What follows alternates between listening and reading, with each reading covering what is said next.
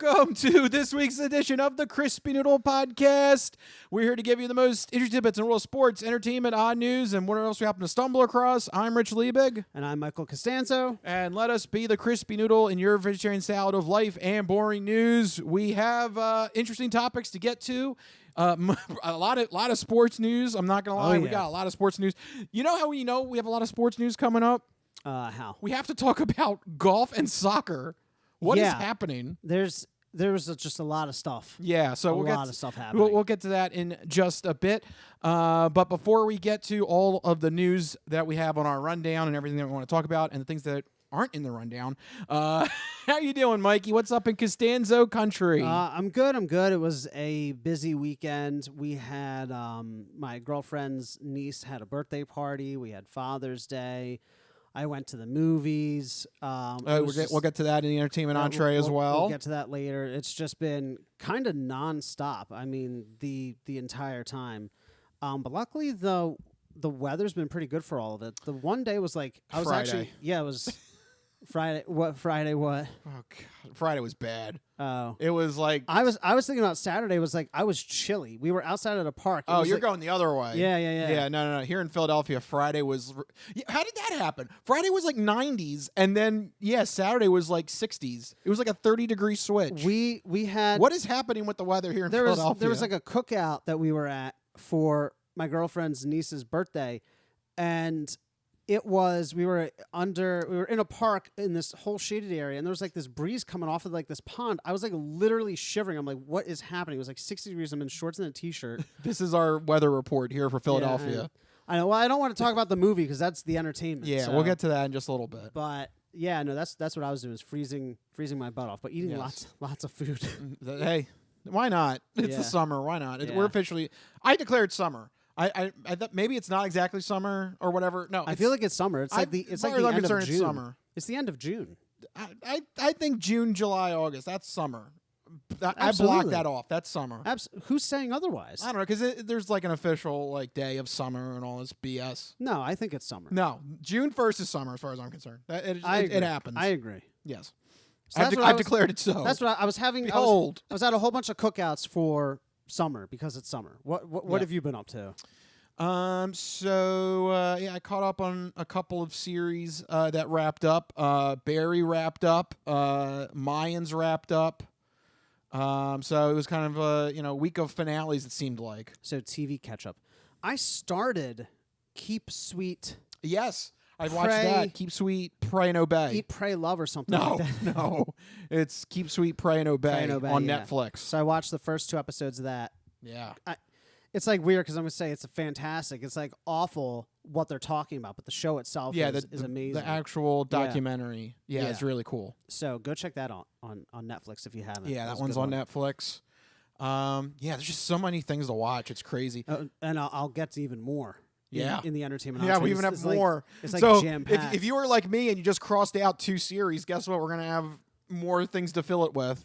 So absolutely. Yeah, all that coming up in entertainment. So we have that. Let's see. How about we just launch into the subjects at hand? I'm really anxious to talk about sports. There's so many topics to talk about. It's crazy. So let's do it. Let's launch into the first batch of topics. It's the sports sampler. So you're not good at sports. It's a very small part of life. Sports. In your face. Ha ha. Yeah, usually this is like the appetizer portion of the show, but this is actually the main course, ironically. Yeah, there's just a lot of weird, just like things we didn't think that we were going to have to talk about. Yeah. So let's get one of them out of the way right now. We got to talk about soccer. I know. Of all things. Ugh. We've avoided it thus far in our history of the podcast, but we literally cannot avoid soccer any longer because it was official. FIFA announced that Philadelphia will be the host of the 2026 FIFA World Cup. Yeah, I mean, I know that there is actually a big soccer fandom here in Philadelphia. I don't think you appreciate, Rich. The World Cup is the biggest sporting event in the world. Yeah. Where are they going to put all these people? I don't know. I know that's the worst part. That was my concern. Is like, oh my God, when this happens, Philadelphia is going to be bedlam. I've always said, oh, it'd be cool if Philly hosted the Super Bowl. The Super Bowl and World Cup are two completely different spheres of logistics. Yeah. Because everyone's like, the Super Bowl is the biggest sporting event. No, it's the biggest sporting event in the U.S. It's also Soccer's entertainment, actual entertainment. Like you got to get like a stage ready to be able to move out onto the field and all the pregame shows. They almost construct like a separate building for the pregame show. So it is two different sets of mindsets. But the thing with the World Cup is that it is a global. It's like hosting the Olympics. Yeah. It's international. Yeah. So I don't know where we're going to put all these people, how people are going to get to and from the games. There you go. It's so alarming that your computer just decided it's had enough. Yeah. Are we going to have to restart? No, we're fine. But apparently, are you sure? There's a time limit now. The computer doesn't like soccer either. Warning. Warning. We have to cover it, Rich, if it's in Philly. Yeah, we do. We're going to have 2026. At least, do our best. I know. It's like one of those things like, so here, I'll give you this though. World soccer on the international stage has much more emotion and drama and stuff. I will say that. Because I have friends that are, European and stuff, and they go crazy. It's literally everywhere except the U.S. is their top sport is soccer. We're the outliers. Yeah. But then again, we have NFL, so it's a pretty good substitute. I like football better than football, and I'll let everyone decide which one I mean. Take that. But I will say it's kind of cool that Philly's being recognized on a sort of international scale. Yeah. What was it? We had the Pope visit a couple years ago. We had the Pope visit. Now we have soccer. We're on the up and up. Yeah. Yeah, we always get overlooked. We're like sandwiched between D.C. and New York. Everybody just forgets about us. Yeah, that tends to happen. Because what was it? There's like a study that like the three most traveled to cities in like the Northeast are always D.C., New York, and Boston. Like what? You literally have to drive past us. Philadelphia, we're like a top 5 major market. What the hell? Yeah, we're one of the largest. We're bigger than Boston and bigger than D.C. in terms of population. Yeah, what the hell? So I don't know what's going on here. Yeah. So did you know that Michelin doesn't even come to Philly? Like there's no Michelin star restaurants because they're just like, no, we don't like you. Or is it just because of bad Philly reviewers? No, Philly audience. They just I don't know what. We just boo the Michelin people when they arrive. Maybe they just all stand outside. Oh, you think you're so great? You review all your BS. You get out of town. You know what it is? Because we're so obsessed with cheesesteaks. We would rather have cheesesteaks. Before you give me a review on this restaurant, I want to know your stance on cheesesteaks. That's right. Very important. Yeah. Just a little aside. When we went to New Orleans, we went to the New Orleans School of Cooking, which is, by the way, fantastic. If you are going to New Orleans, it's a great like tourist little thing to do. You learn basics of jambalaya. I was going to say that's where you learn how to make your jambalaya. Right? Yeah, it's great. It's fantastic. Highly recommend. And the staff there are so friendly. Like it's so great. Do it. Just without doubt, just do it. Okay. But what was funny was like we're in like the main audience hall and the chef, who I believe her name was Gumbo Marie, which that's a fantastic name. Gumbo Marie? Yeah. You're in for a treat. The teacher's name was Gumbo Marie. So that's her given first name, Gumbo. I know. No. Yes. First name Gumbo. Gumbo Marie. So last name Marie. Yeah. So what did Gumbo Marie teach you guys? So she went around and was just like, I just want to know where everybody's from because it's a tourist thing. Right. So they're going through the list and everything, and they come to us, and I go, Philadelphia, and she goes, I got to get a cheesesteak from you and stuff. And I'm like, well, as long as there's no peppers on it. And she goes, what? And I go, oh. Yeah. I'm like, peppers never go on a cheesesteak. And she's like, are you serious? I'm like, yeah. Like, because around the world, they just assume pepper goes on a cheesesteak. No. Traditionally, we have to lead the crusade. We have to start this. So you can get them on a cheesesteak, but it's not the default. No. The default for a cheesesteak is just steak, cheese, and onions. Right. And honestly, I would say a really good cheesesteak doesn't need peppers. No. The cut of meat and the onions should be fried to perfection, so that the combination of the cheese, You don't really the need the meat, and the onions yeah, satisfy you. You don't really need. You shouldn't need anything else. You If you can- do, it's a bad cheesesteak. Now, of course, you can. There's always places you can get peppers or mushrooms. Some places do pizza steaks, but traditionally, No, the official version of a cheesesteak, and it's not a Philadelphia cheesesteak. If Yeah, somebody, another one, too, If somebody yeah. says it's a Philadelphia cheesesteak, you already know you're in for a bad I think time. I have an idea for our next round of T-shirts. What? We have a I don't know, like a checkboard or checklist. It's like cheesesteak, ribeye, cheese, onions. That's it. That's it. Nothing else. There There's shouldn't be nothing else. anything else. Those are your three things. Now you don't need anything else. I think we should put that on a T-shirt. And I'm very strict Let's about. call Maria.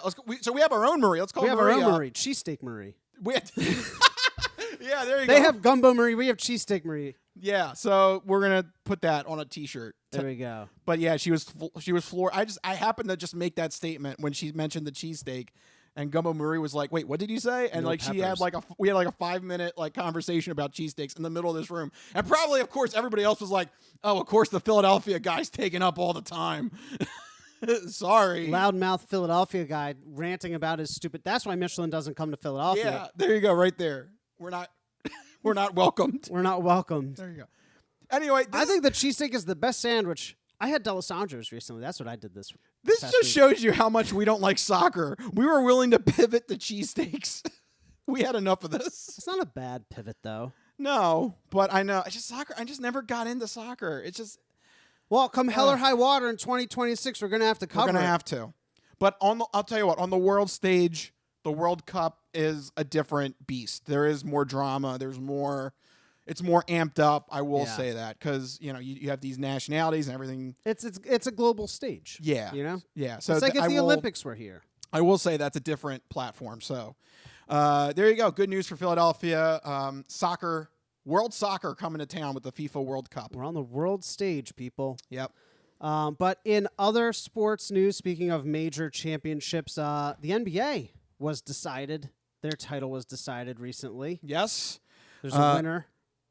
What? There's a winner. A winner. A winner. A winner. What did you think I I said? thought you said like Linner, and I was like, There's what? a Linner. What are you trying to say? You know, the meal between dinner and lunch. We're still on There's food. a Linner. Okay, now I'll take this away from you then, because maybe you're not.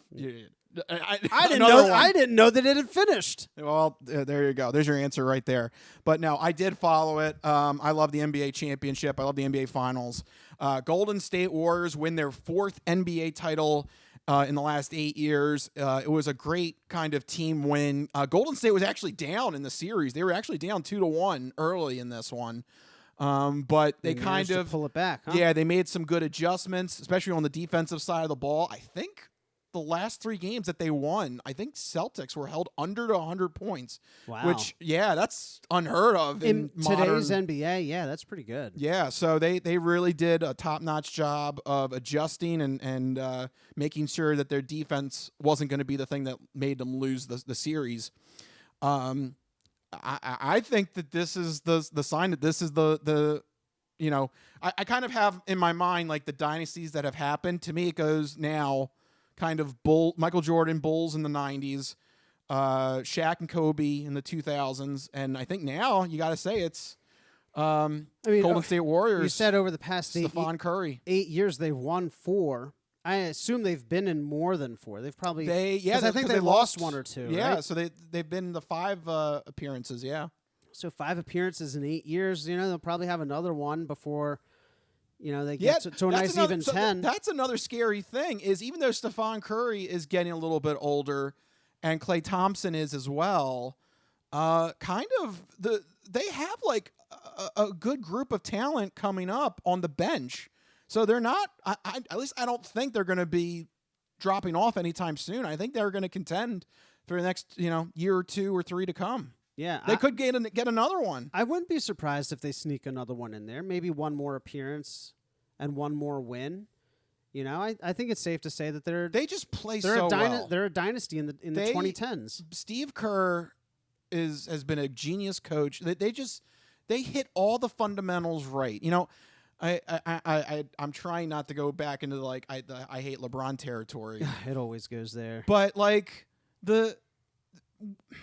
when I see this Golden State Warriors team, that's what I want a team to be. Like I would, if I was in charge of like I don't know, a little league basketball team or something, or I don't know, youth basketball, I would say look towards the Golden State Warriors. That's a team you want to idolize. Like they get all the fundamentals down, and then they kind of adjust to see like what works and what doesn't. Because you saw that on display early in this series. They were losing, and you could have had another team panic or be like, oh my gosh, we're supposed to be this dominant team, and no, we're falling apart. Right. And Steve Kerr they were just able to come up with just a different defensive scheme, hold the Celtics to under 100 points. Like that's the thing that wins championships.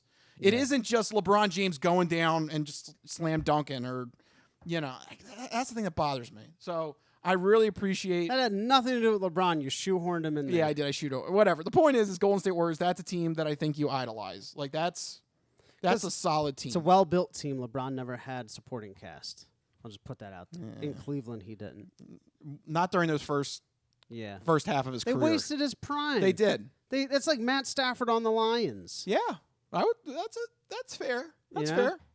Yeah, you got to feel bad for LeBron in a way. No, because then he went heel turn and went to Miami. You just admitted during dinner that you're a Sith. You love a good heel. I will not accept that. Look, you love a good heel turn. Look, the Sith have cookies, so apparently it's proven. He told me that it is, I don't know, scientifically accurate that that only the Sith have cookies. Scientifically accurate. I guess, yeah. I'm just saying. The Jedi Temple, they had a cafeteria. It's probably boring cafeteria food. Probably. But nice, warm, cooked cookies. With it's the Sith. With that Force lightning. Yeah, it's the Sith. With the Force lightning. It's the Sith. It wouldn't be the Jedi. Jedi wouldn't have that. No, Jedi wouldn't be. Jedi would be eating like, I don't know, like soybean something or other. Yeah, BS. Lettuce. Make you go to the bathroom 5 times a day. It said they can truly be one with the Force. Yeah. Watch out. It flows through you. Oh, no. Watch out. What is happening? We're talking about cheesesteaks and Jedis going to the bathroom. Good Lord. This is what happens when we don't talk about football. We have to fill the void with something, and it's cheesesteaks and pooping Jedis.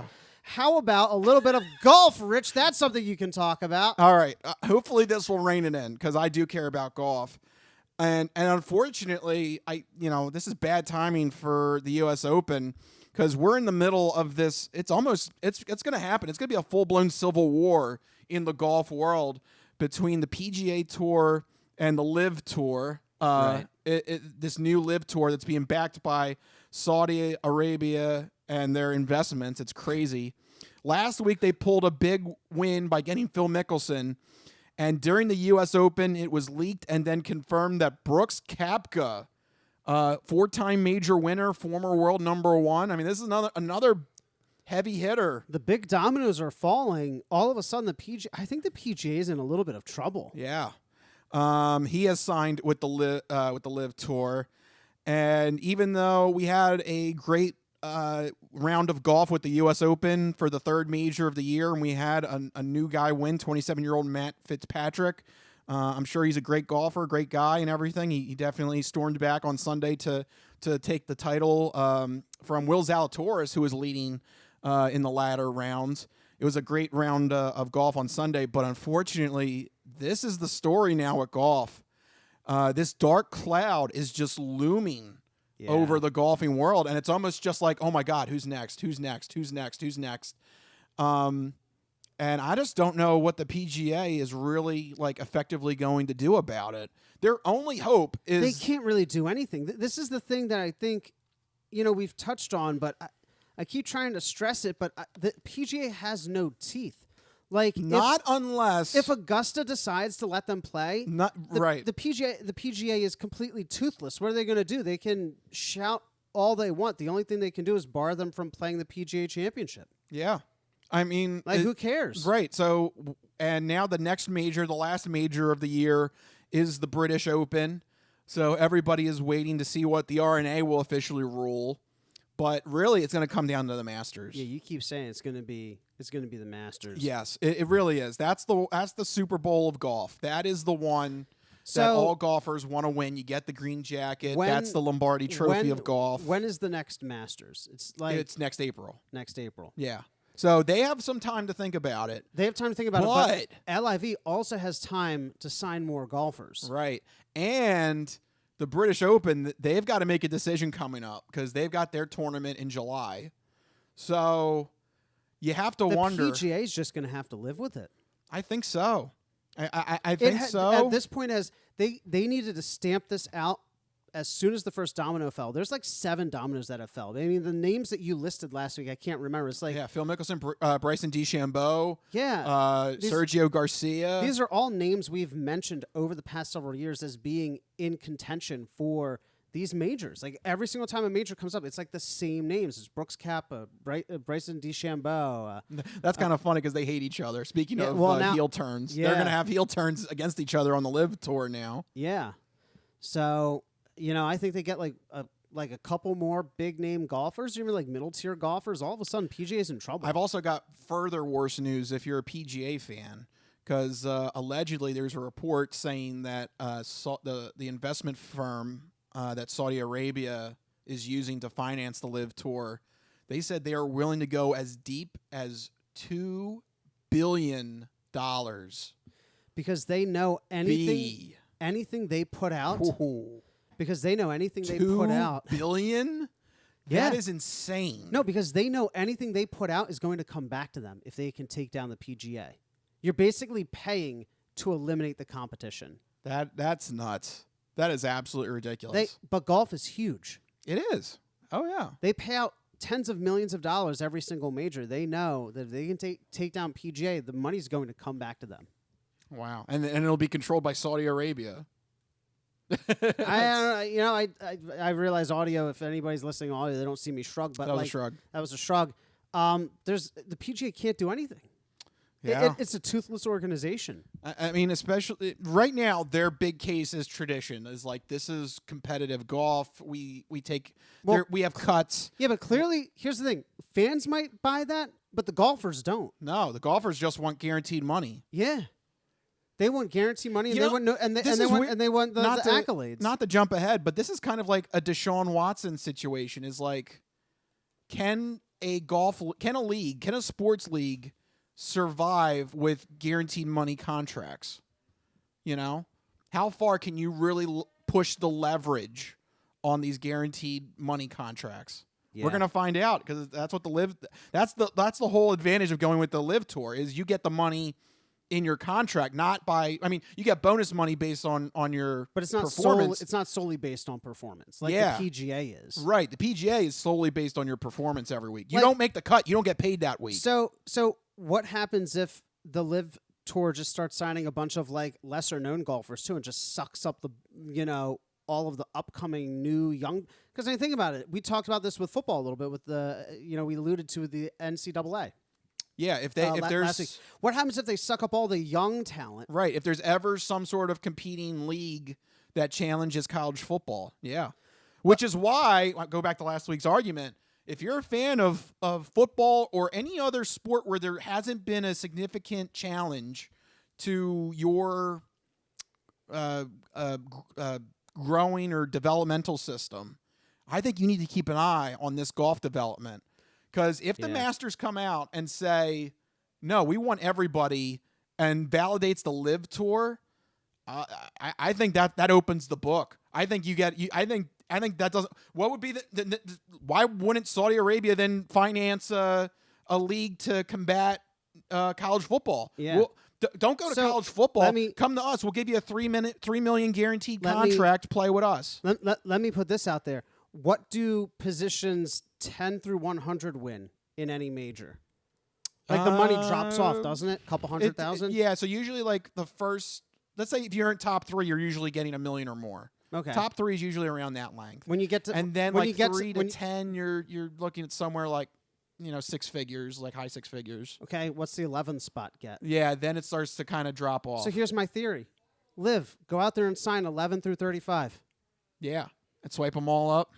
Because who does the PGA put out there? Yeah, You could sign for what Phil Mickelson signed for. You could sign $200 million, by the way. There's your retirement fund. You get 50 of the next best golfers, and you sign them all for $4 million each. You tell me they won't take that? Guaranteed. Yeah, Guaranteed. make that, yeah. Because they could struggle to place 29th at a major and make $200,000. Or make $4 million guaranteed. $4 million, and still and potentially get performance. You see how I'm starting to like? Isn't it like starting to make too much logical sense? If this goes the right way, if I were the LIV Tour, I would sign like the 25th through 60th best golfers, because like everyone's concerned about the big names. Right. But what happens if you take the majority of them? Yeah, or the majority of the good ones. Yeah, like you leave the PGA the top 10, but you take like 11 through whatever. So do you see how it might be a little bit of a stretch, but it's kind of not. No, it's not. It's like absolutely not. You apply this model to high school prospects. Yeah, I think you got something here. Absolutely. If college football fans, I would say keep an eye on this. Any other kind of I wouldn't say baseball because baseball kind of has a really established farm system and minor league baseball. It's like built in though. It's like So I wouldn't say baseball, it's not but like I would a separate league. It's definitely I would say college football. You better keep an eye on this. It wouldn't surprise me if this goes successful and this is something that they actually get a return on their investment on. Why wouldn't Saudi Arabia be like, okay, let's make a college football league? But wouldn't be college football. It would right. NFL Junior or something. I don't know. Right. Yeah, it'd be some other competing league. Yeah. Yep. And apparently they have bottomless pockets. They're willing to go Yeah. $2 billion into golf. $2 billion? I believe it. You must be bored over there in Saudi Arabia. I love golf. I don't think I would spend $2 billion on it. I think they could go even further because remember, a couple weeks ago we talked about in video games, there's like acquisitions of like 13 billion, 70 billion. It's made up numbers. The sky's the limit. $2 billion is nothing when it comes to these modern, major organizations. Yeah, it's going to be made up numbers here. So if you are a fan of college football or any other league that has been relatively unchallenged, I would say you need to keep an eye on this. This might be the benchmark here. Yeah. Speaking of things that you might want to keep an eye on, we're going to talk about now wrestling, a little bit of wrestling. The sports samplers all over the place. Yeah. Golf, soccer, basketball, wrestling. Yeah, and we didn't have one football topic yet, but no, we're going to talk a little bit some wrestling here. I'm talking to you, kid. I'm going to make your mother go, woo, woo, woo. Well, Vince McMahon might have made someone go woo, woo, woo one too many times. Okay. Because unfortunately, now that the WWE is a publicly traded company, you got to be careful about things that you've done in the past because it came to light that apparently McMahon paid $3 million to a former employee with whom he had a consensual affair with. I'm talking to you, kid. I'm going to make your mother go, woo, woo, woo. And there's, an investigation now opening into whether he had more payments and more legal agreements to other employees. And the thing that really makes this different now is you got to remember that up until 10 years ago, the WWE was actually a private company. Vince McMahon owned the entirety of WWE. So not to say that there's nothing wrong with sexuality, between boss and coworkers, stuff like that. But on a brass tacks, it was all his own money. That's his money. Yeah. So he is kind of legally it's less of a crime.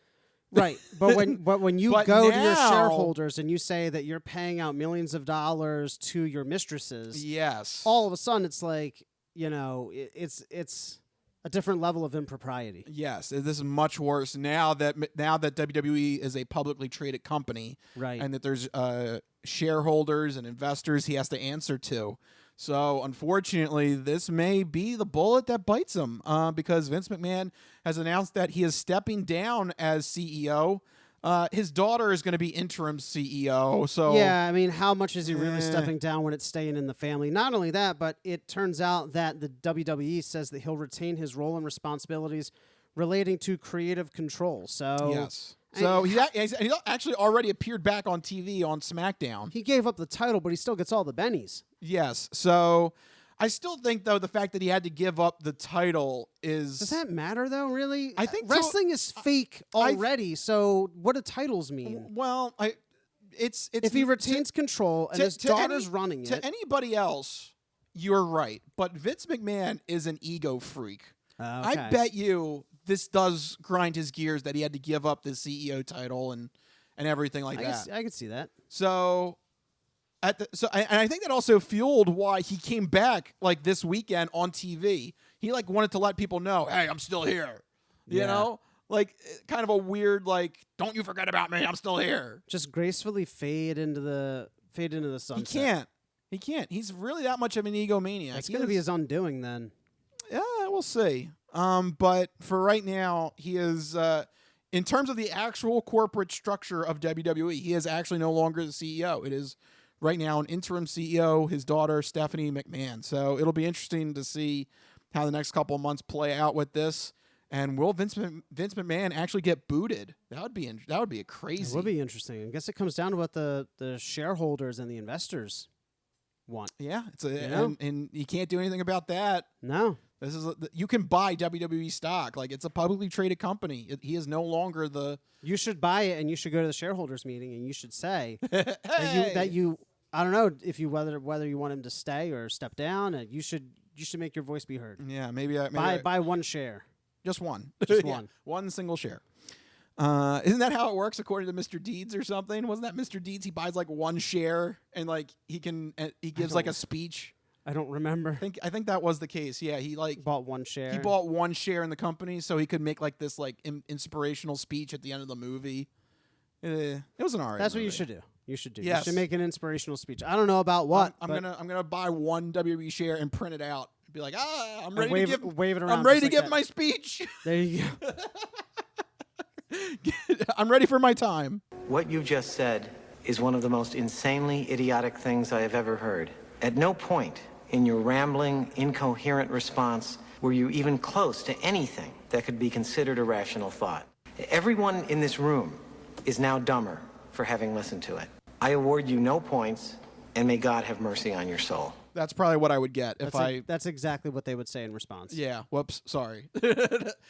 My apologies. You may continue. You may continue with the presentation. Okay, so we'll leave wrestling on that note.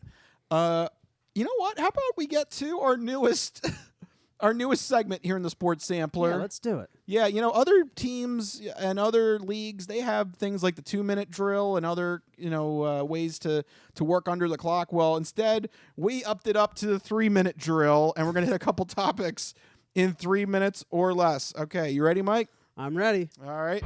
There you go. The clock is on. What do you have? All right. This week in the 3-minute drill, we have finally some football news. We're going to kick things off. It took us this long to get the football news. Oh, my gosh. I know. It's been killing me. But we're kicking things off with a little bit of a Deshaun Watson update. That's right. The Browns quarterback still in a mess of trouble, but maybe a little bit less trouble now that 20 of the 24 civil suits against him have officially been settled. The details of the settlement are confidential, and keep in mind that 4 of the cases have not settled and will continue against Watson. So again, the big headline here is 20 of the 24 have settled, but 4 are still pressing forward. But this does put that huge contract that he signed with the Browns into a new light.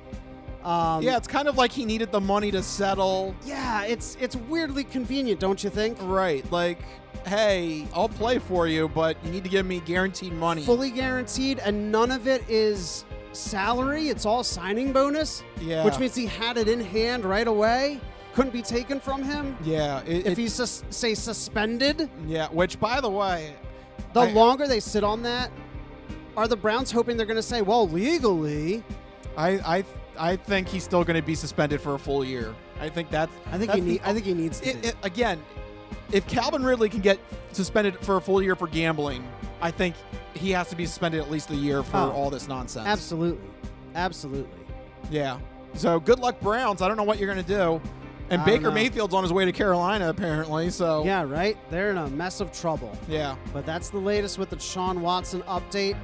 Then we're going to round things out by talking a little bit about Rob Gronkowski, who has officially retired again from the NFL after 11 seasons and at the age of 33. The tight end is finally calling it quits for a second time. Let's see if he actually stays retired, though. Do you think he's done, or is he just like fake done? I think he's... I can't see him being done with Tom Brady doing one last ride. So you think he's going to come back again? It wouldn't surprise me if he comes back when we get closer to August.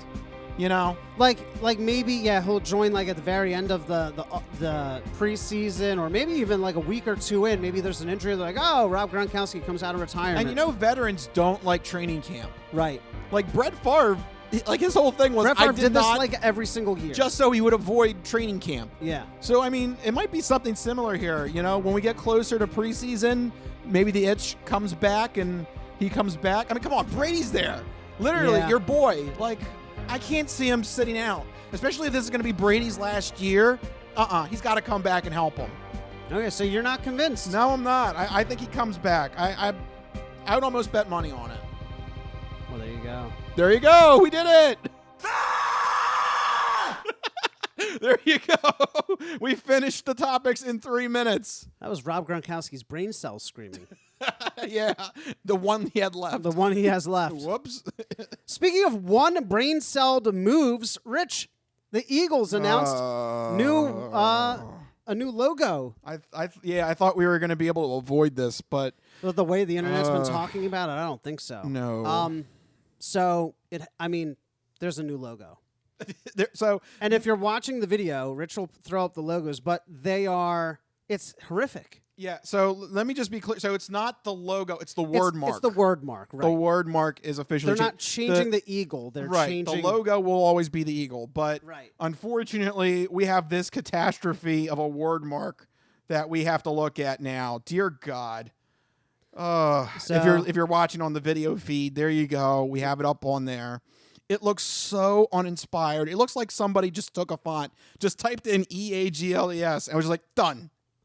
Yeah. You know, I feel bad for whatever design group or designer they had make this logo, but it is so uninspired. So for those of you who are just listening, it is a flat 2-color scheme. I mean, there's no drop shadow, no outline, no nothing. It is just white block letters, flat white block letters on just whatever background they want to slap it on. I'm assuming Eagles green, but who knows? Yeah.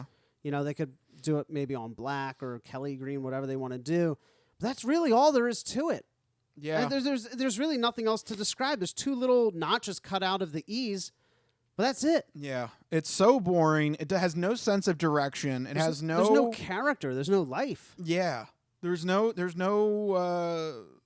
position of change. There's no alignment play. It's like a create a team type. Yes. Like team name. Yes. It's like when you play Madden and you create your own team. It's like one of the generic. It looks fake. Yeah. I can't believe this made it through the entire marketing wing of the Philadelphia Eagles. Like they really like. But they're not gonna change it though. Like they had to have spent millions of dollars on it. It's going to be the word mark going forward. Yeah, that's the Which word means mark. if you have old Eagles merch that has the old one on it, hold on to that because I think it just looks horrific. Yeah, can we please just go? Can we just pretend this never happened? It's gonna be everywhere. It's just so not Eagles like. I can't believe that's gonna be in the end zone. Yeah. Ugh. Ew. That's gonna be a horrible end zone. Yeah. It's so weird because it's just not very Eagles like. Yeah, it's not very bold or prominent. No character. No, it's just very flat, very weak looking. Yeah, and I don't know why this is like a trend that's been happening because it looks like the Detroit Lions. You've said Detroit does this. Yeah. My first thought was the Colts did this. Yeah, and the Rams too. Their logo is like kind of like that too with the LA. It's like, what the hell? Going flat. What is happening? Going flat is very, very. Why is this right now. in? Who made this call? I don't know.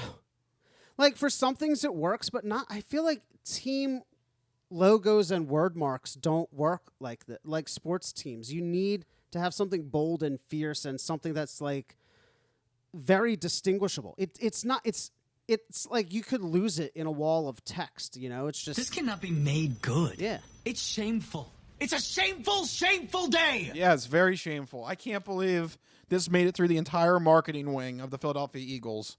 And nobody said, like, are you sure you want to do this? Yeah, very disappointing. Yeah, so not exactly the the news we wanted to hear from the Philadelphia Eagles, which is kind of a shame because the Eagles have actually had a pretty good offseason, I would think. They have. We didn't mention it, but they also signed a safety recently. Like, they plugged the last major hole that they had on their team. Yeah. Safety Jaquiski Tart, I think, from the 49ers. Yeah, they swiped him in free agency. Yeah. Yep. So they're looking like minus the quarterback position, a pretty complete team. And minus the logo position. Right. Yeah, exactly. Now we got this trash to deal with. Yeah, so unfortunately, don't know what the Eagles were thinking on that one. But, hey, you know what? Hopefully that shouldn't affect the team chemistry and the team performance this year. Still looking optimistically towards this upcoming NFL season. And also at that point, we'll see if Gronkowski comes back and some other things that we're keeping an eye out for in the sports sampler. But right now, that was a lot of sports. Covered almost every major sport. Yeah, just about. Except baseball for some. Baseball and hockey, that's sorry. it. Yeah, and hockey's in the middle of the Stanley Cup, so we well. can't report on them yet. But on that note, we'll take a little bit of a break, but we still got some entertainment news, and then the non-fortune cookie odd news still to come. Plenty more show here on the Crispy Noodle Podcast coming your way. Don't go anywhere. We'll be right back. Here we go.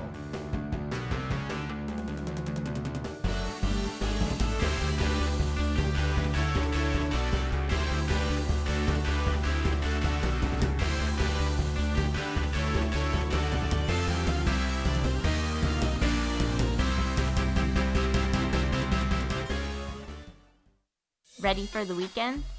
Happy Friday. Hi, my name's Marie, and I'm an artist who's been making Happy Friday doodles every week for over 7 years. And now you can own my art collection in this Volume 1 and Volume 2 art series. These doodles span across multiple themes, yearly festivities, various countries, languages, and more. Both coffee table books have something for everyone and are the perfect conversation starter or gift for a friend. Really, anyone who enjoys a good weekend. Available on Amazon, Ingram, BookBaby, Barnes & Noble, and more. Visit happyfridaydoodles.com/books and get your copies today. Let's celebrate the best day of the week. Happy Friday.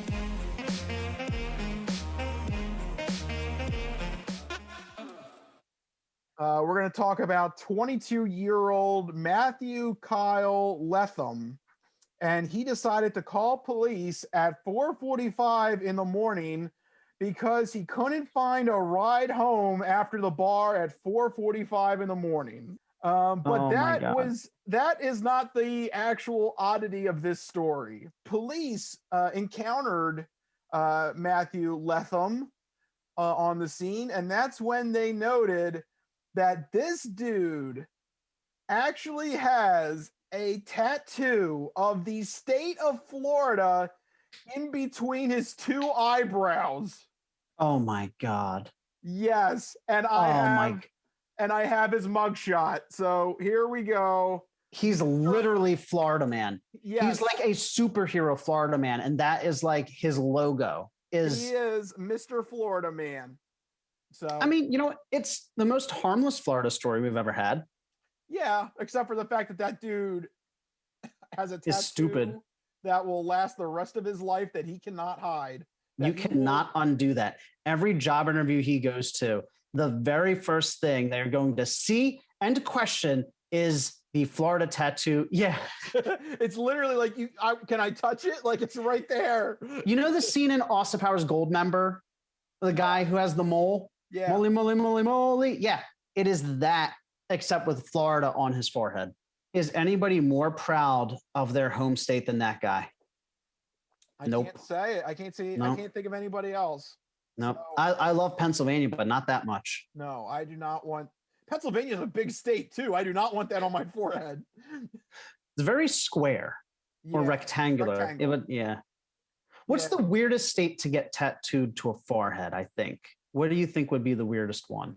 I mean, I think Florida because the way it's shaped. Florida's pretty weird. California, Michigan would be weird because it's very long, and then it juts out. No, Michigan.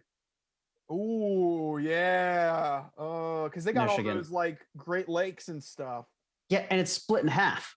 Ugh, yeah, that would not be good. That'd be a weird one. Yeah. Ugh. Oklahoma. Alaska. Oh, Oklahoma. I was gonna say Alaska. Oklahoma, you have to get the box, and then you have to get that little dinky panhandle that goes the other half of your head. You're literally making yourself a unibrow, and then like it has like a little hat on it. Yeah. Ew. What about Alaska? You have that whole chain of islands coming off the side. It's gonna like go around the side of your head almost. Yeah. This is the dumbest conversation we've ever had in 8 years of podcast. I think it's safe to say that talking about the weirdest state to tattoo to your forehead, probably the dumbest thing we've ever talked about. It's 2021, man. And we were like actually analyzing. You're like, oh yeah, and the islands, and we're like, yeah, that makes sense. There's something fundamentally broken with us, Rich, in 2021. It's 2021. Nothing makes sense anymore. It's the that pandemic. simple. The pandemic's gone on too long, Rich. We've hit a breaking point. Yeah. All right. Next week we're both going to show up with states tattooed to our foreheads. Dear God.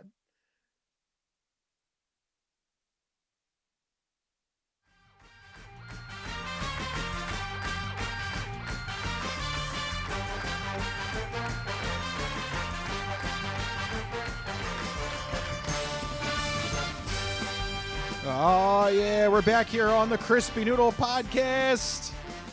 We're done the sports sampler.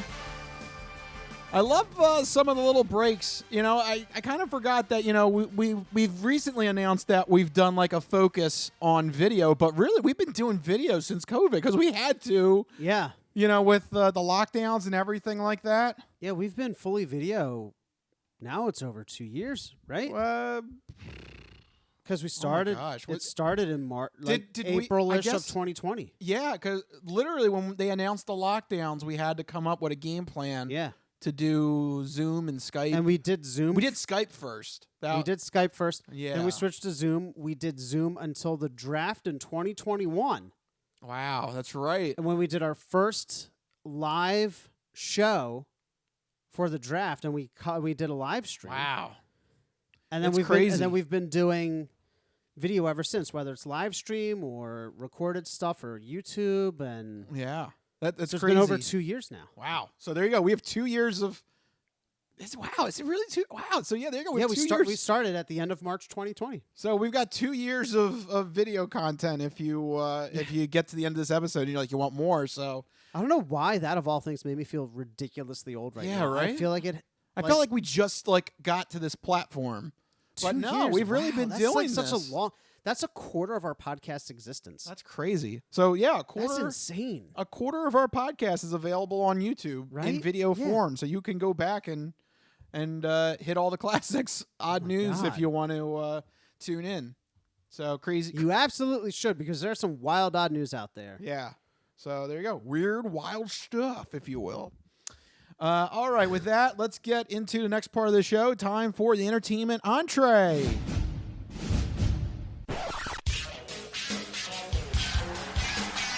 And now, the latest in movies. The Simpson guy writes to movies. Dear Die Hard, you rock.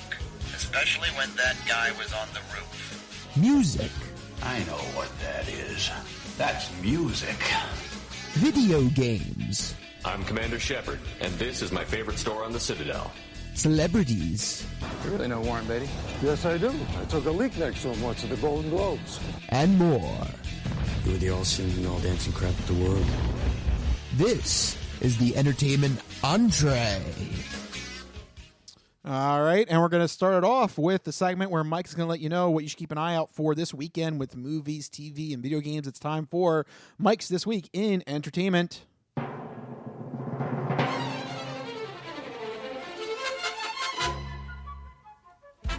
right, Mikey, what do you got for the peoples? All right, so first we're heading to the theaters. I previously mentioned The Black Phone, I think sometime last year, but now it's finally making its wide release in the U.S. this week.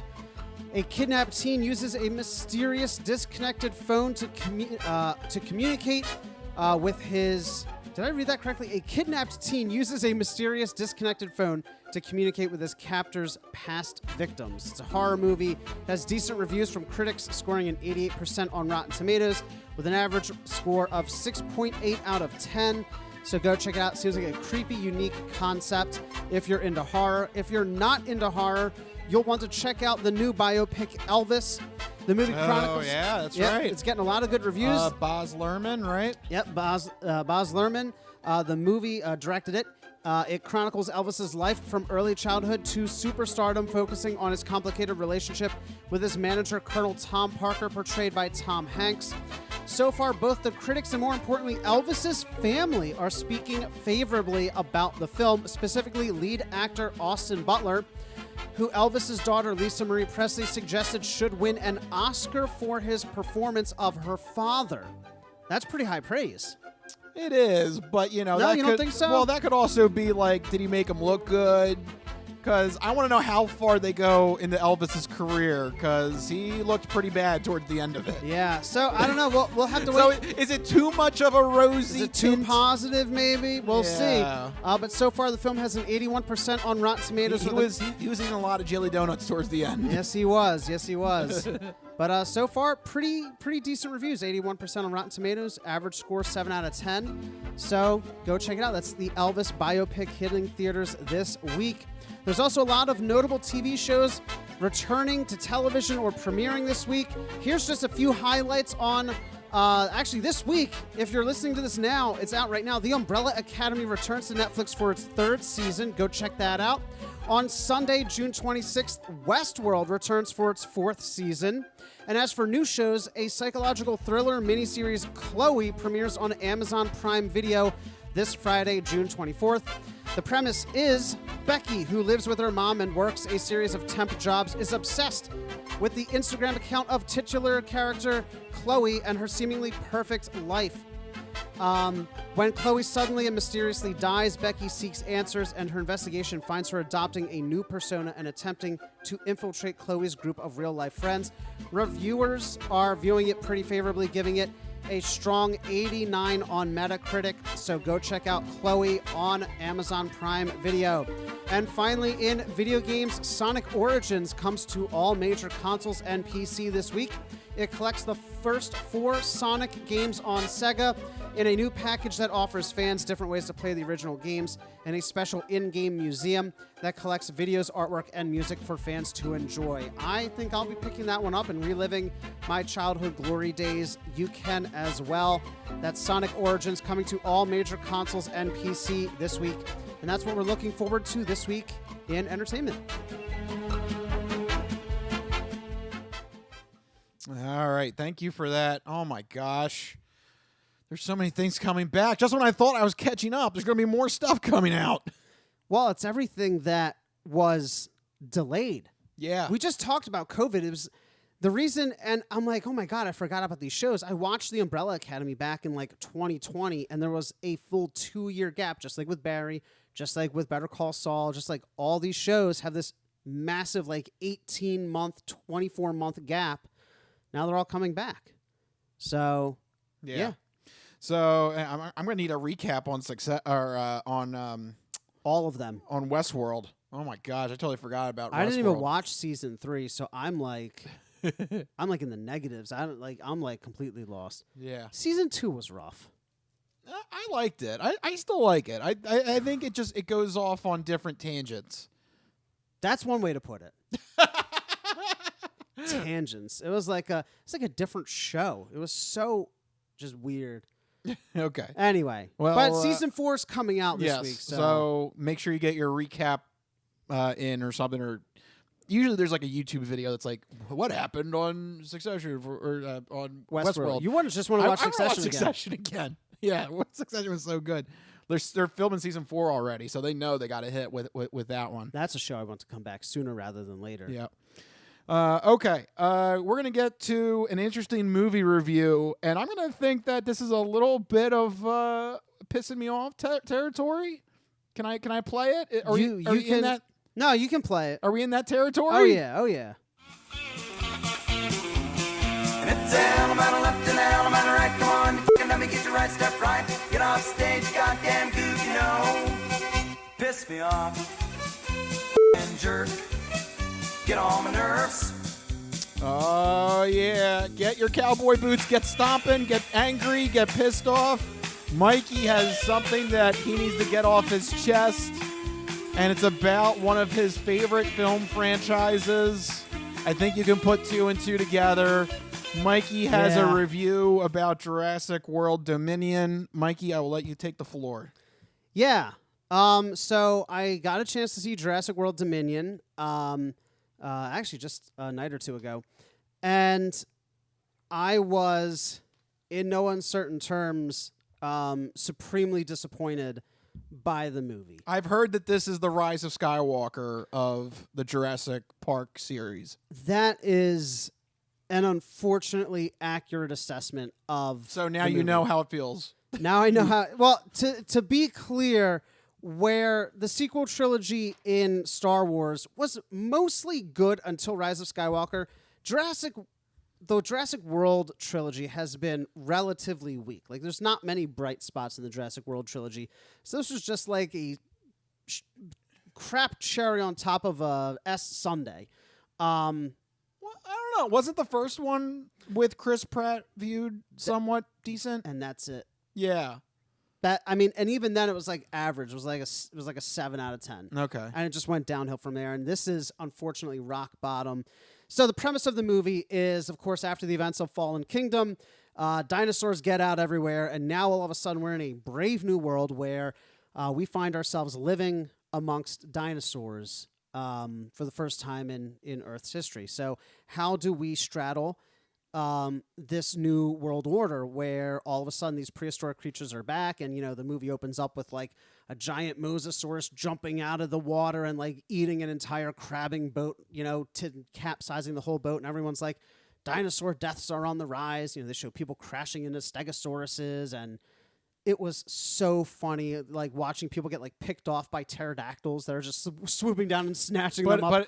But it's unintentionally. And that, I think, is the biggest thing. That so I'll just say this movie is unintentionally funny. So like think back to the first movie, everyone. What genre is the first movie? You want to say sci-fi, but I would argue it's more of a monster movie. It's almost horror in its suspense. I would say it's more horror in its suspense and pacing, and the dinosaurs are monsters. The first time you see a dinosaur, it's a big, peaceful brachiosaurus. It's not doing anything. You see dinosaurs from a distance. You see the sick triceratops. And slowly but surely, they trickle in these scary dinosaurs. You see, the T-Rex. It's like claws on the fence. You see the vibrations in the cup of water. That classic Steven Spielberg building the suspense, the music, the lighting, the sound effects. Everything is just out of frame. And then finally, the storm hits. The T-Rex is there. The raptors are out. And they build it up throughout the whole movie. And at the end, it lives up to the hype. This movie is not like that at all. It starts right away. Dinosaurs are front and center because we're living with them. And it sucks all of the tension, all of the drama out of it. But more than that, what made the first one so successful and this one so unsuccessful is the first one had such a focus on 2 dinosaurs in particular, the T-Rex and the Velociraptor. And they built them up, and they had long, tense standoffs with both of these creatures. This film felt like a greatest hits of all the dinosaurs ever to walk the earth. I counted no less than 7 different dinosaurs that they ran from or fought with. And that's just too many. Yeah. Like, they introduced, here's this brand new dinosaur we've never seen or heard of. Run, run, run. Oh, no, it can swim. We have to swim through the water away from it. We get out. Well, thank God we'll never see that one ever again.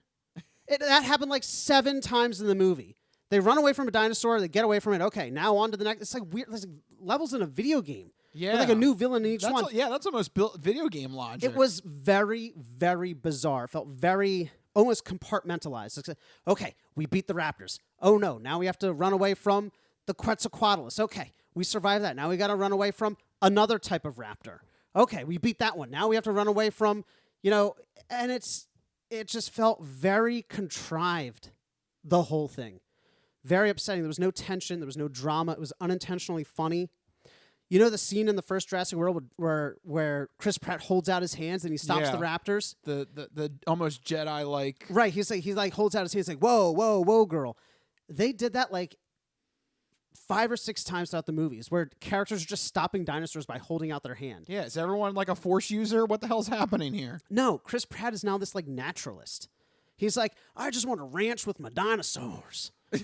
Like the movie opens, he's riding a horse. He's like, yeah, get him, boy. He lassos a 30-foot dinosaur, and he's wrangling this thing. He wraps the rope around a tree. He's like, whoa, boy, whoa. This thing is like 25 feet tall. It would have ripped this man's arms clear off his body. You think a Wookiee in Star Wars can rip an arm off a body? How about a 25-foot dinosaur? He wrangles it. No, he wrangled him in. He wrangled him in, and then he's like, whoa, boy, it's okay. It's okay. We're going to take care of you on the dinosaur ranch. Right. Mikey, I have to inform you, actually. We played a huge prank on you. You actually saw the Dallas Cowboys version of Jurassic World. Oh, thank God. So that wasn't the real one? That was actually the Dallas Cowboys one. Oh. That was supposed to ship right to AT&T Stadium. It was. If you were to tell me that and be like, the real one hasn't come out yet, I'd be like, oh, thank God. But unfortunately, that's not the case. This is the only version of the movie that we have to live with. Yeah. They did do some things cool. The CGI was fantastic. The dinosaurs look better than ever.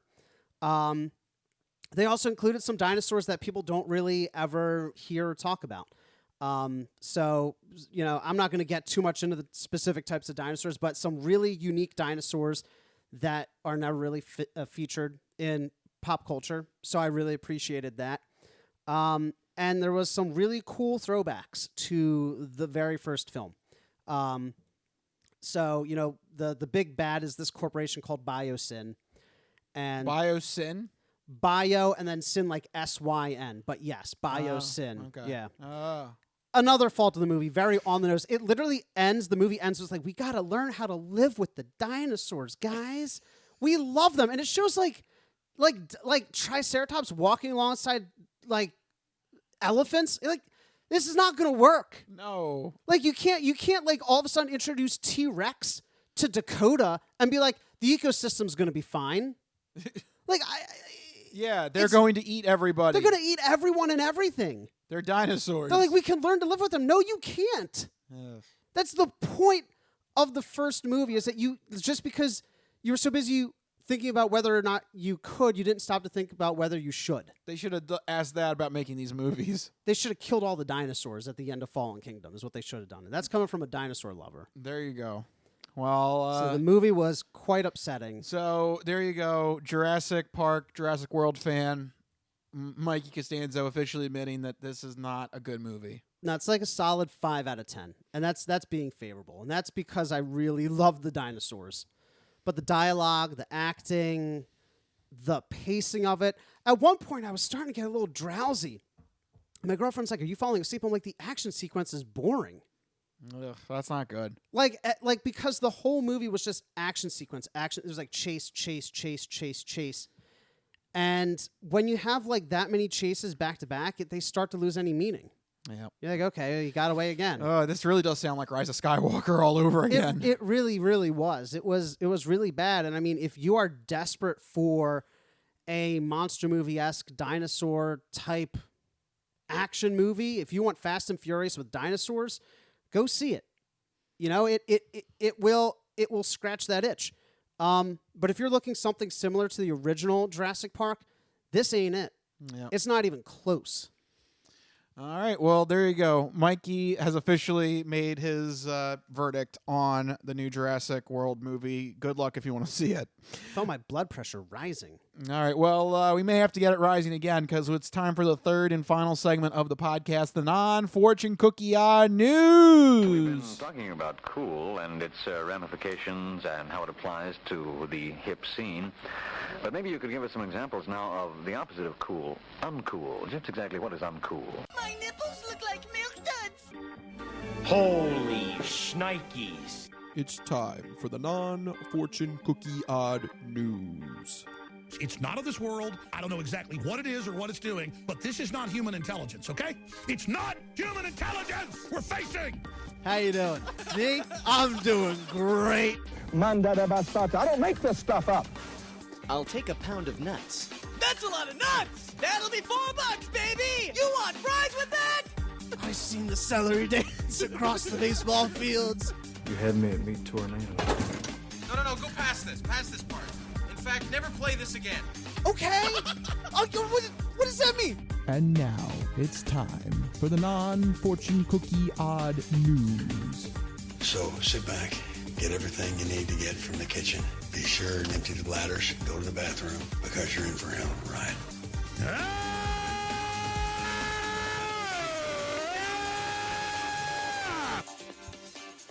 Woo, odd news. That's right, everyone. It's time for the non-fortune cookie odd news. Here in this segment, Rich researches the news, he reads the news, and I react to the news. He finds a weird, wacky story and keeps it hidden from me, which ensures that all of my reactions are my genuine gut reactions to hearing this story for the very first time.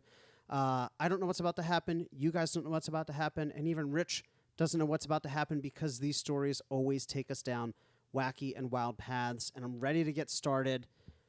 Do I even need to ask where we're going? No, you don't. It's Florida. Right.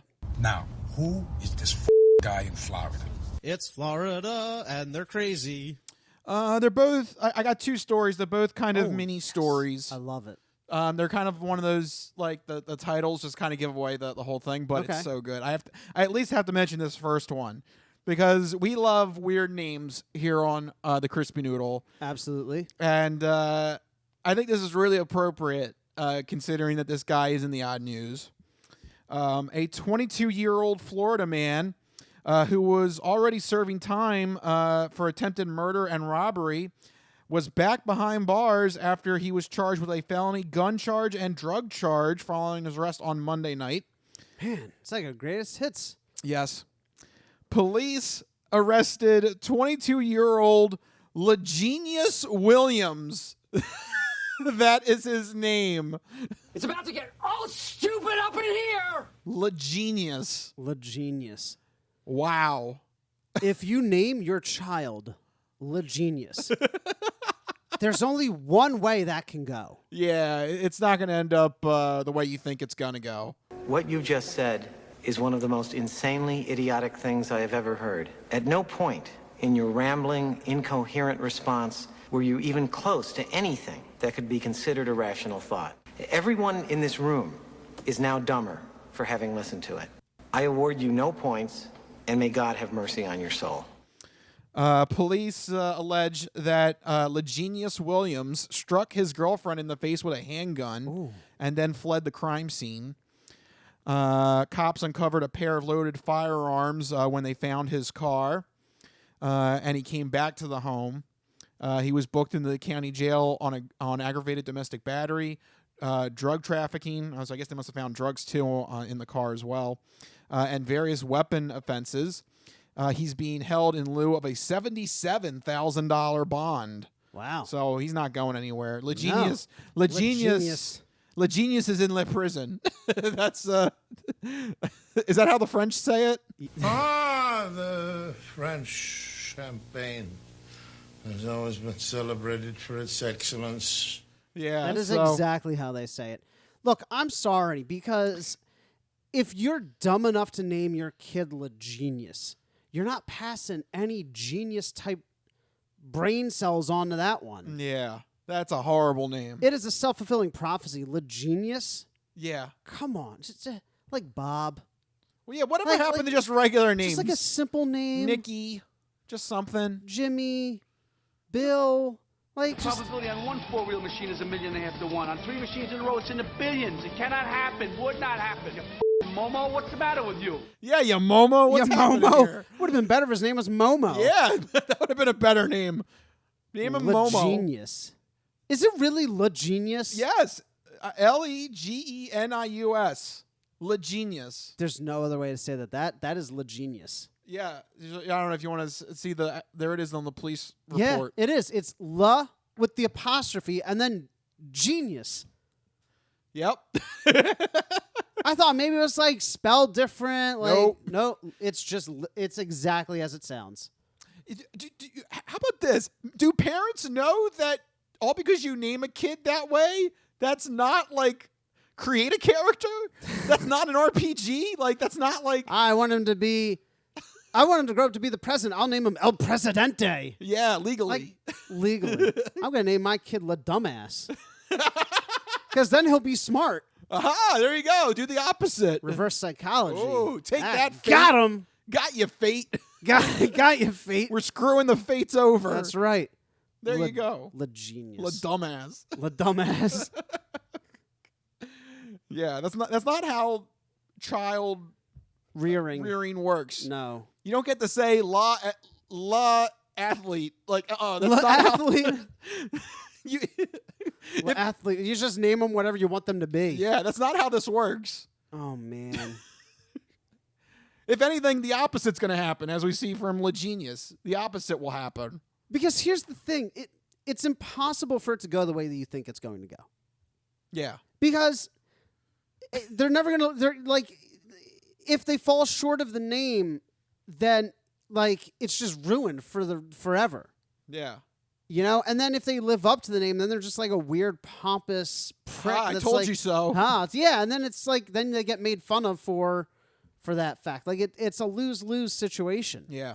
I say name kids La Dumbass. Yeah, I like your suggestion. Because then the bar is so low, they get like a C. Oh, wow. They get like a C+ on a test, and you're like, hey, look at that. Beating the odds. And then you go to some other kid that failed. Look, La Dumbass beat you. La Dumbass got a better grade. He knows more algebra than you do. La Dumbass beat you on this test. What are you doing? La Dumbass did better than La Genius. Yeah, there you go. They should find someone named La Dumbass, have him outside of his jail cell and be like, La Dumbass is free and La Genius is not. How dare you? They just drag this random person in front of this other guy. Yeah. Just to rub salt in the wound. You need to wake the F up. Yeah. La Dumbass has more rights than you do right now. Oh, wait, do you think that's his given name or do you think he changed his name to La Genius? It says it's his given name. It does not say he changed his name. So man, that'd be bad. That's an even worse move. If you change your name to that. No, I think this was weird parent logic. Parents. If I name my son something, he will be destined to be something like that or something. Parents are sometimes kind of dumb, aren't they? Yeah. Yeah. Yeah. There's some weird names out there. Just think every person in the Odd News has two parents. Yeah, they didn't just spawn. They didn't just spring up out of the ground. A stork didn't drop them off. Like there were two people. How was the dinosaurs created in Jurassic Park? Like a computer program or something? DNA they computer cloned them. Yeah, have you never watched the movie? But I thought it was like a certain so they computer extracted program. DNA from mosquitoes. The point and then they created them. Yes, they created them. The point is they didn't get created. No, that's what I was trying to get They weren't at. growing them in a lab. Yes. Two people got together and did the dirty, and they made a thing, and they named it La Genius. Right. That was a choice. That was several conscious decisions. This didn't happen in a Jurassic Park laboratory. No, it didn't. This happened in Florida. It is a series of miscalculations that led to this point. Yeah. So there you go. That's the tale of La Genius Williams. All right, let's get to the second Florida story. Now, who is this guy in Florida? It's Florida, and they're crazy.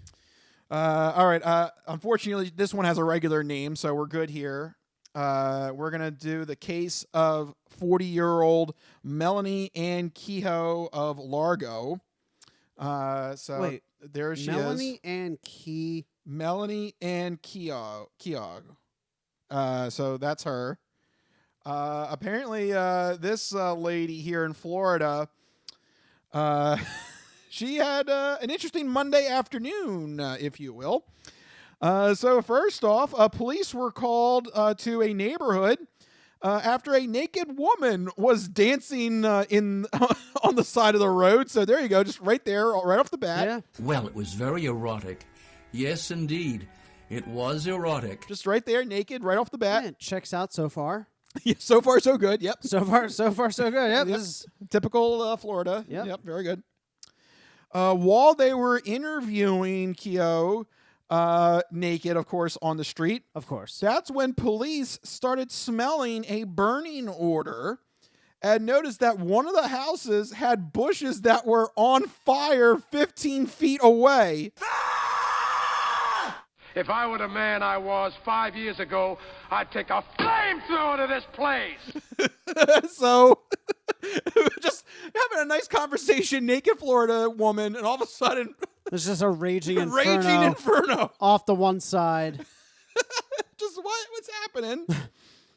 While the police started to attempt to stop the burning, that's when the defendant stated that, "Oh, that was me. It was a bonfire. I wanted to celebrate that it was Monday." Take your damn clothes off. Woo! People celebrate Monday. People trying to take the Happy Monday thing too far. Yeah. Whoops. A bonfire? Did she just light the bushes on fire? Yeah. Was that the bonfire? If I were the man I was 5 years ago, I'd take a flamethrower to this place. You're supposed to build a bonfire, not just light things on fire. You just take a torch to like a tree in the front yard. Yeah. Yeah. This is on a Monday afternoon. So the sun is still out. It's a hot Florida day, and she thinks it's a good idea to light some fires on some bushes. She is butt naked. And butt naked, yeah. The neighbors are working from home. They're looking out the window. They're like, "Oh man." By the way, I just realized this is the complete opposite of Marie. Wait, what? Oh yeah, because she does Happy Friday. She does Happy Friday. She's trying to celebrate Monday.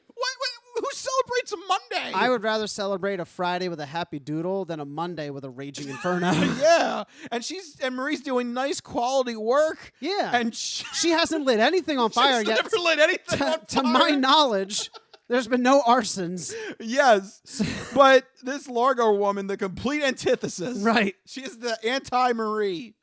How dare this lady? God. And I just love she's just calm about it too. She's like, "Oh yeah, I just wanted to celebrate Monday." Yeah, you don't do that. Like what? You don't? It's Monday. You don't light your shrubs on fire to celebrate Monday? What? Like what? I wonder if she actually said to the cops, "It's Monday. It's Monday." Like, why'd you do this? And she's just like, it's Monday, guys." Yeah, come on.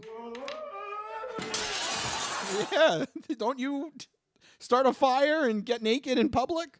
Yeah, yeah. I feel like that should be every Monday. Every Monday should start that way. Yeah. Just starting fires naked in public. So at the end, cops said they were able to put out the fire, and they only said that it caused around $50 in damage to the two shrubs and a little bit of the fence. The woman was booked into the county jail on a charge of criminal mischief, and that's it. They didn't get her for lewd and lascivious behavior. I mean, yeah, wait, she was naked. You know what? At this point, it's normal. We've said this before. We're getting to the point now. There's been so many naked criminals in Florida.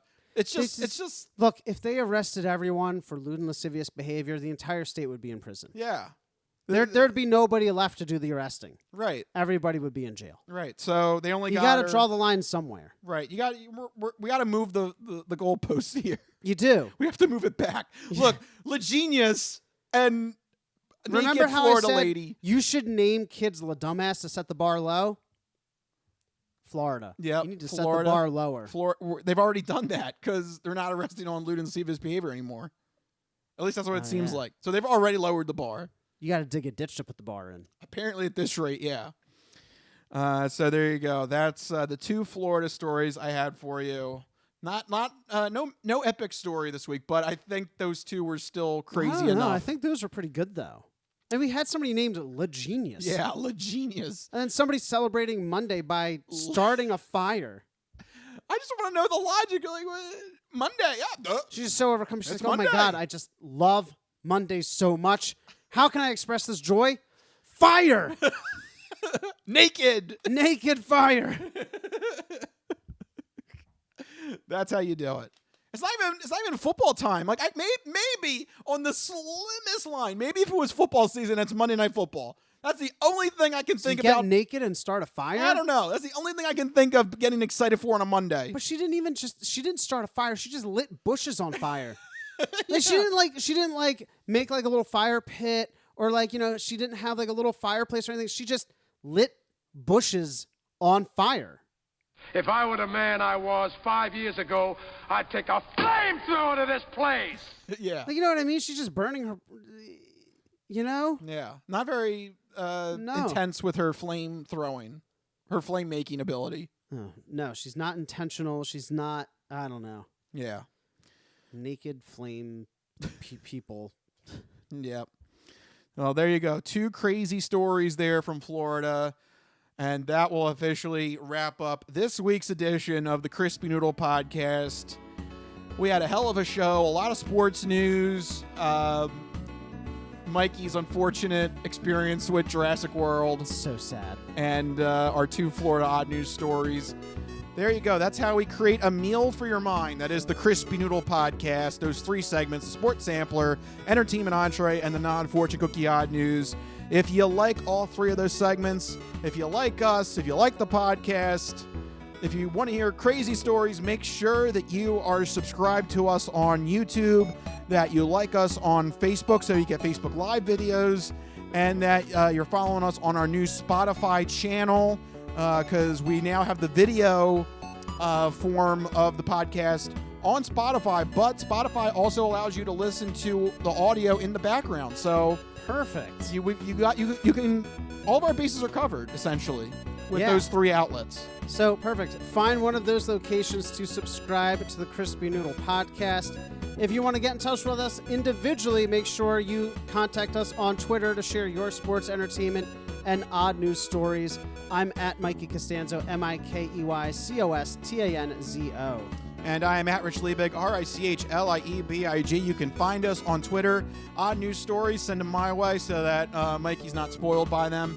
But yeah, anything that you want us to talk about on next week's episode, you can shoot it to us, and if we do talk about it, we'll give you a sausage shout out on that episode. So you can get into contact with us that way and let us know what's happening in your world and what you want us to talk about on next week's episode. So we have all of that. There's plenty of ways to get into contact with us. Let us know about the Eagles logo, or the Eagles word mark. I still think that's a mistake, but I don't know. Can anybody defend it? Let's see if anybody does. Does anybody like it? Yeah. Let's just start there. Do you like it? Yeah, so let us know on the social medias. But for right now, we got to start wrapping this up. This has been the Crispy Noodle Podcast. Let us be the Crispy Noodle in your vegetarian salad of life and boring news. You got anything else, Mike? Don't see Jurassic World Dominion. There you go. The final word there on that movie. But for now, that'll wrap it up. We'll see you guys next week. See you guys later. Bye-bye, all you fine people.